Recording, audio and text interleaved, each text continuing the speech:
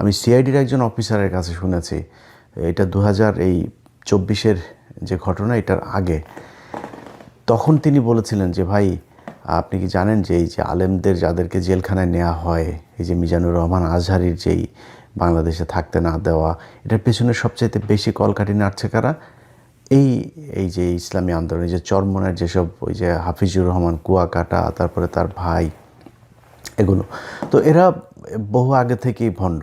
এবং সবচাইতে বড় যে স্পর্শকাতর বিষয় সেটা হচ্ছে যে ভারতের সাথে তাদের যে সংযোগের অভিযোগ আছে, সেটা অনেক গুরুত্বপূর্ণ বিষয়।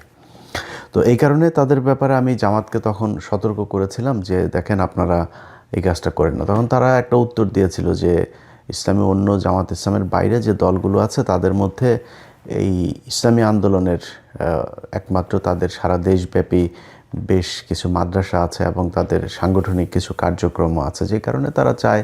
আর আরেকটা কথা বলেছিলেন যে এইটাই একমাত্র দল যেটা কিনা সবসময় এই খুব নোংরা ভাষায় কটাক্ষ করে এবং আজে বাজে কথাবার্তা বলে, তো কিছু খানাপিনা দিয়ে এদেরকে পাশে বসায় রাখা আর কি।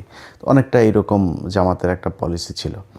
তো ওই দিন আমি ওই নেতাকে বলেছিলাম যে এরা কিন্তু, আপনারা যদি ক্ষমতায় যান, মনে করেন তাদেরকে 30টা আসন দিলেন বা 50টা আসন দিলেন, ওই সময় তারা বোধহয়, আমার যতটুকু মনে আছে, 100 আসন চাচ্ছিল।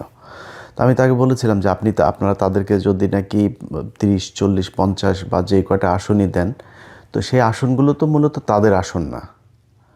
সেই আসনগুলো হচ্ছে এই জামাতের লোকজন, তারা তাদেরকে আসন দিলে জামাতের প্রার্থী সেখানে বসে যাবেন, বসে গিয়ে তাদের পক্ষে ভোট করবেন, অর্থাৎ জামাতের ভোটগুলোই চরমোনাই পাবে তখন। এখন আপনি তাদেরকে 40টা বা 50টা আসনের ভেতরে মনে করেন 20টা আসন তারা পেল। 20টা আসন যদি পেয়ে তারপরে আপনি সরকার গঠন করলেন, যদি জামাত ইসলাম এবার ক্ষমতায় আসেও, সেটার একটা সম্ভাবনা তো তৈরি হয়েছেই। যদি আসে, সেক্ষেত্রে আমি মনে করি যে বিএনপিও বিশাল একটা ফাইট দিবে। তো খুব হাড্ডাহাড্ডি একটা লড়াই হবে এবারে নির্বাচনে, আমার বিশ্লেষণ।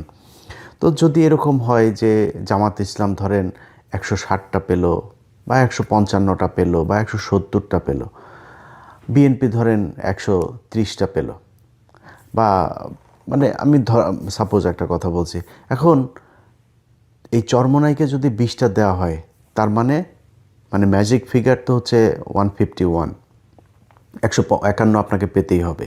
তো 151 পেতে গেলে আপনি ধরেন 170 যদি পান, তাহলে এখান থেকে 20টা আপনি তারে চরমোনাই পেল। চরমোনাই যদি পায়, এখন চরমোনাই মাঝখানে গিয়ে বলল যে আমরা এই চাই, কারণ তাদের চাওয়া তো যেটা চাবে তারা সেটা চাবে। তো তারা বলল যে আমরা এখন এইটা চাই। এটা না দিলে কি করবে? তারা সব পদত্যাগ করবে, সব চরমোনাইয়ের যে কজন এমপি আছে তারা সবাই চলে আসবে থেকে, সংসদ থেকে। আচ্ছা, তখন চলে আসলে আপনার অবস্থাটা কী হবে? আপনি 170টা নিয়ে সরকারে আছেন, এখন আপনার তো 150 হয়ে যাবে। তখন আপনি তো সংসদ তো ভেঙে দিতে হবে, আপনি ক্ষমতা হারাবেন। তো এইসব জিনিসগুলো আমি খুব এইভাবে বলেছিলাম ওই সময়তেই। বলার পরে তারা বলেছিল ঠিক আছে, দেখা যাক কি হয়। তো কি হয় সেটা নির্বাচনের আগে যে হয়েছে, এটা আমি মনে করি জামাত ইসলামের জন্য অনেক বড় একটা পাওয়া। এখানে এই জোটটা ভাঙার পরে চরমোনাইয়ের পক্ষ থেকে একটা সংবাদ সম্মেলন করা হয়েছে। এটা নিয়ে এখনও কথা বলার মতো সময় আসে নাই, তারপরেও আপনাদেরকে একটু জানিয়ে রাখি।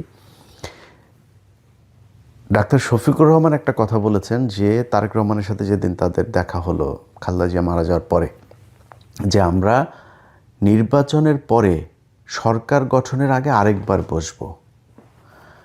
আর চরমোনাই তাদের সংবাদ সম্মেলনে বলেছেন যে এটা একটা পাতানো নির্বাচন, সিলেক্টেড, এটা ইলেক্টেড হচ্ছে না, এখানে সিলেকশন হচ্ছে। কারণ কি?